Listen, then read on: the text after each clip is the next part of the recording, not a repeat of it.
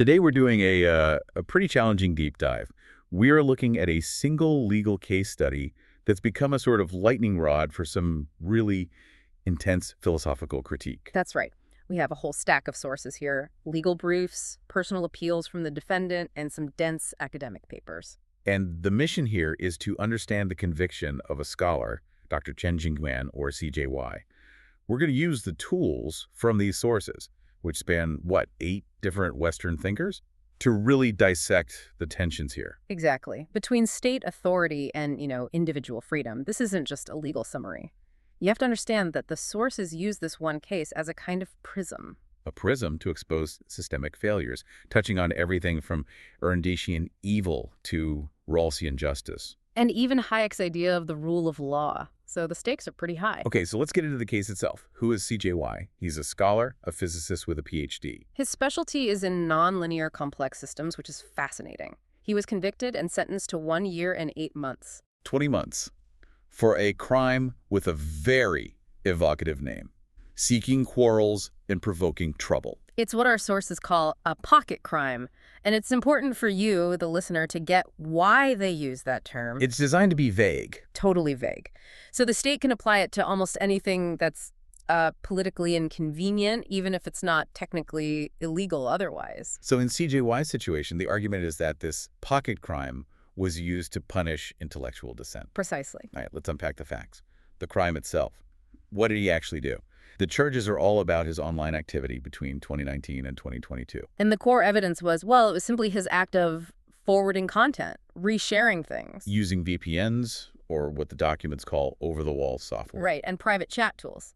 The prosecution's line was that this content insulted and attacked the nation's leadership core and existing political system. But the defense team got very specific. They break down the so-called evidence into categories to show this wasn't about inciting violence. It was about sharing ideas. Exactly. And this is where it gets really interesting. They detail 4 categories of material that the state just redefined as criminal rumors. Okay, let's start with the 2 most subjective ones. First up was art. Things like a political comic, The Umbrella Girl, or a painting that showed the national leader in a subservient pose to a foreign leader. And CJY's defense was basically, how can you criminalize art? Yes. How can a painting legally be a rumor? He pointed to the subjective nature of art, the whole history of self-effacing leadership in Chinese culture. I mean, art is interpretation. And if the state criminalizes interpretation, that sets an impossible standard for everyone. That's the point. The second category was what they called subjective expression, just personal emotional posts, sharing a picture from a candlelight memorial. So personal grief becomes a political crime. Potentially. Then the third category, and this is probably the most dangerous for an intellectual like him, academic and theoretical articles. Okay, so what does that include? Critical analyses, posts about the political spectrum, theoretical critiques like the objective evaluation of Xi Jinping, or even just sharing speeches by American politicians who were critical of communism. Wow. So sharing existing political analysis, stuff that's out there in the world, becomes grounds for a prison sentence. And the last category. Historical or factual documents. I mean, things like posts about the editing history of Mao Zedong's selected works, or old salary slips. Verifiable documents. Right. So the prosecution was basically saying that historical fact, if it's critical, is a criminal disruption of social order. So CJY's defense was, well, he was incredibly intellectual. He denied having mens rea or criminal intent. Yes, and this is a crucial point. He argued he couldn't possibly know the information was false. As a lifelong academic, he said decades of study taught him about human cognitive limits. He even brought up Plato's cave metaphor. He did. A scholar has to keep an open mind because no one has a monopoly on truth. So his argument was that his own intellectual humility, the very core of being a scholar, made it impossible for him to maliciously spread falsehoods. He also used his scientific background to his advantage, right? He tried to quantify his influence or lack thereof. He did. It was brilliant. He basically said, look, my account has fewer than 100 followers, and most of them are zombie fans. He argued his activity never reached that critical mass, that snowball threshold from complex systems theory. So he used science to argue he didn't cause the serious chaos the law required. Exactly. And his final point was about the selective enforcement. He pointed out the staggering unfairness of it all. The quote is pretty powerful. Thousands of others forwarded the exact same content, but only he was arrested. And that brings us right to the philosophical heart of this, starting with Hannah Arendt. Because when you see that kind of selective enforcement, it's not about the crime anymore, it's about the state's machinery. And that's Arendt's whole focus.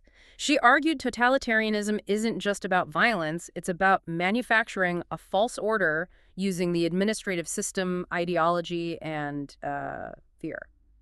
She talked about turning ordinary people into instruments, the banality of evil. How does forwarding a post fit into her framework? Well, for Arendt's, political life happens through speech and action. CJY's forwarding, as small as it was a political action. By criminalizing it, the state is effectively defining politics itself, independent thought, as illegal. That's what she called action annihilation. Yes, a society that silences all speech isn't stable. It's a silent autocracy. And the sources provide this one stunning piece of evidence, a quote from the prosecutor, that just brings Arndt's critique to life. This is the moment. This is where administrative process becomes moral catastrophe. The prosecutor, a man named Jeb Bin, was reported to have said regarding the evidence, "I did not verify it, nor do I plan to verify it." That's just, it's jaw-dropping. The goal isn't truth, it's control. Absolutely. Arendt would see this as the pure essence of the banality of evil. It's not some monstrous hatred. It's just the cold, mechanical abandonment of independent thought. The official becomes an unthinking tool. A tool who lets the system do the thinking. And the moral disaster is that this refusal to even check the facts becomes official policy. That structural failure leads us right into the liberal critique, starting with John Rawls. Rawls gives us the clearest yardstick for injustice here. His whole framework starts with the first principle. Every single person has to have the most extensive and equal system of basic liberties. Speech, thought, all of it. And CJY's imprisonment, based on a vague law, selectively enforced. It's a direct violation, a complete trampling of that foundational principle. What about the priorities here, the state's priorities versus the individual's? Well, Rawls also gave us the priority of liberty. Basic freedoms are non-negotiable. You can't trade them for, say, economic efficiency or even social stability. But the court did exactly that. It prioritized the collective goal of political order over CJY's individual, non-negotiable freedoms. So they inverted the priority. They turned it completely upside down. And according to Rawls, that means the society's basic structure is fundamentally unjust. The appearance of order becomes more valuable than the reality of freedom. And the court's process itself, refusing a meaningful defense, that speaks to Rawls' idea of public reason. It does. Public reason says if the state is going to use coercive power, like putting someone in prison, it has to justify it with reasons that all citizens could rationally accept. Not just because we said so. Right. But by using vague charges and refusing to debate the evidence, the court replaced what Habermas would call the force of the better argument with just raw power. Okay, let's bring in Isaiah Berlin. He warned about two different ways liberty can be destroyed. Yes, the dual denial of negative and positive freedom. Let's start with negative freedom, freedom from interference. The vague pocket crime is the perfect tool for this. Its ambiguity is a form of coercion. It's an unpredictable invasion of your private sphere. And remember, CJY was just sharing things in chat groups. This creates what's known as a chilling effect. A terrifying one. You start restricting your own behavior out of fear because you have no idea where the line is. But it's the state's argument about his education that really illustrates Berlin's warning about the perversion of positive freedom. Oh, this is the most insidious part. The sources say the court argued that because of CJY's high academic degree, he should have been able to distinguish right from wrong. Therefore, he must have acted with malicious intent. It's tyranny disguised as logic. Berlin warned this is exactly how regimes work. They enforce a single, state-defined version of the true rational self. So the state is saying, you're educated, so you know our political line is correct. If you deviate, it's not free thought, it's malice. Exactly. He was punished for failing to make his intellect conform to their ideology. We've gone from structural injustice to the perversion of the intellect itself. This brings us to the systemic critiques of rationality in law with Habermas and Hayek. Right. Habermas looks at this and sees a total collapse of rational communication. For him, justice requires what he called an ideal speech situation. Where everyone is equal and only the best argument wins, not the person with the most power. And the trial, by all accounts, was the violent opposite of that. The judge reportedly yelled at CJY, "Shut up. Only answer what you are asked." So the complete destruction of dialogue. It's the administrative system, which wants control, just completely colonizing the life world CJY's world of academic communication. His attempted dialogue was met with the strategic action of punishment. So if Habermas shows the death of communication, Hayek shows the death of the legal rulebook. Completely. Hayek's big thing is the rule of law. Law has to be universal, predictable, and abstract. It has to apply to everyone equally. And the seeking quarrels charge is none of those things. Not at all. It's unpredictable. It's manipulated by the subjective feelings of an administrator who just sorted out the evidence, and it's applied selectively. The fact that they used his high academic level to assign guilt must be a huge red flag for Hayek. The ultimate red flag.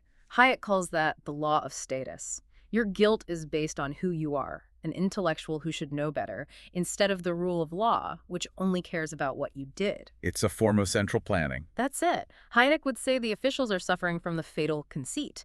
They think they're smart enough to centrally plan the thought market, deciding what's true and what's false. It's a planned economy for ideas, and for Hayek, that's a recipe for disaster. Okay, we've covered the systemic critiques, but the sources end on a note of resistance, of radical individualism.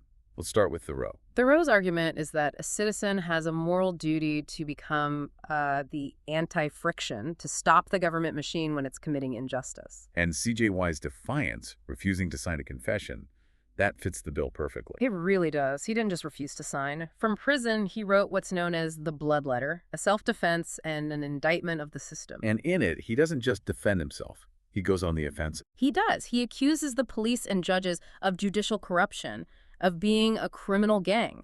This is pure, non-violent civil disobedience. He's choosing his conscience over the law. For moral duty, let's go to absolute rights with Robert Nozick. Yeah. How would libertarian thinkers see this?